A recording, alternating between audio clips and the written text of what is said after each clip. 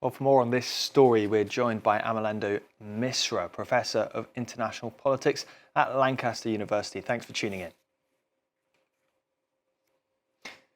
So are we now seeing a kind of, if I can call it this, a working from home version of regime change in Venezuela? And how can this possibly work?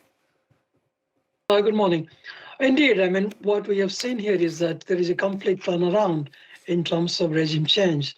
I would call it regime change light, because in the past, whenever the United States made an intervention for regime change, call it Libya or in Iraq or in Afghanistan, it was a complete transformation of the political elites, the technocrats and everyone else. But that didn't go down very well. And as we have seen, Libya was destroyed. Iraq is still struggling, and Afghanistan has slipped out of the orbit of international society. So it would appear United States doesn't want to commit the same mistake in Venezuela. And that is the reason why we see that Delcy Rodriguez has been the face of US-Venezuela rapprochement. There are two things that need to be considered here. First of all, United States didn't want to see a complete collapse of the Venezuelan society and economy by making a complete change of the regime, that is taking everyone related to Maduro and the Chavistas, because that would have led to a civil war-like situation. So what it wants to do is, if I could use an old English phrase, slowly catching the monkey.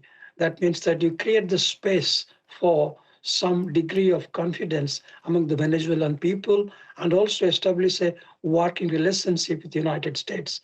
But we should also not forget the fact that Venezuela is key to US economy because it sits over the largest known crude reserve.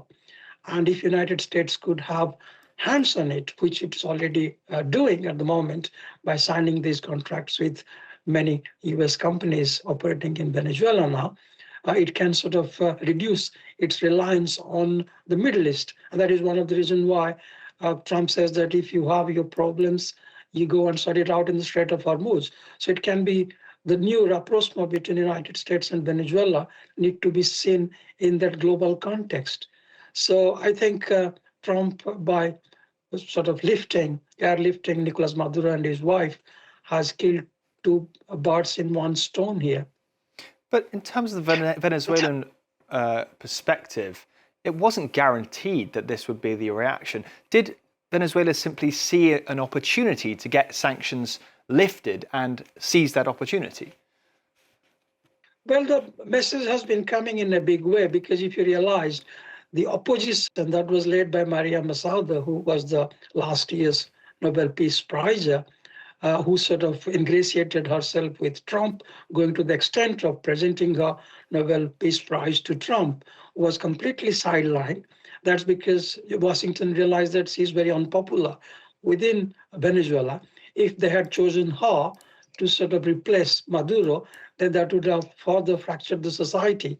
So what United States is trying to do is have a pliable regime, so to speak, a kind of puppet regime which it can handle from a distance. And this is something not new. They did that in Nicaragua, in Panama with regard to Manuel Noriega. And we have a similar oil-related regime change in Iran that took place in sometime after the Second World War in the 1950s, when Anglo-American forces removed Mohammad Mossadegh in Iran and replaced him by Shah, who became the biggest partner of United States and Britain in the Middle East. So I would imagine something similar is happening here in Venezuela. And although it may be very difficult for many Chavistas, the follower of Hugo Chavez, who sort of initiated the Bolivarian revolution in the late 1990s in Venezuela, but they're also going to accept the new reality that somehow or the other it guarantees them some degree of economic comfort, because by lifting the sanctions, by letting Venezuela coming back to the international economic scene, the economic condition is going to improve and people don't have to flee the country.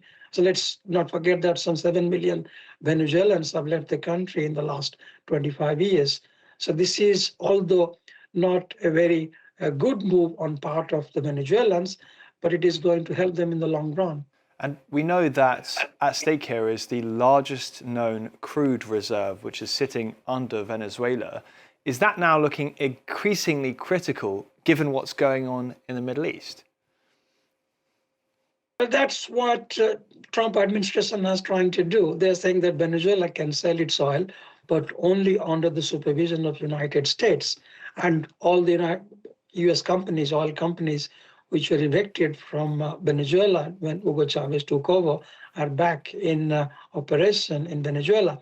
And let's not forget that not just Venezuela, but in Guyana, neighboring Guyana as well, where there have been a new discovery of one of those biggest oil fields. So if United States can control those two, and the critical minerals that was mentioned in your report as well, then it can reduce its dependency on the Middle Eastern resources. And let's not forget that by controlling Venezuela, it can also control the economy of China, because Venezuela was dealing with many of the regimes which were inimical to US interest. So if it can corner that big piece of pie, then United States strategic assets are going to increase manyfold, not just in Latin America, but at the global level. All right, Amalendu Misra from the University of Lancaster. Thank you very much for your time this morning. Thank you so much.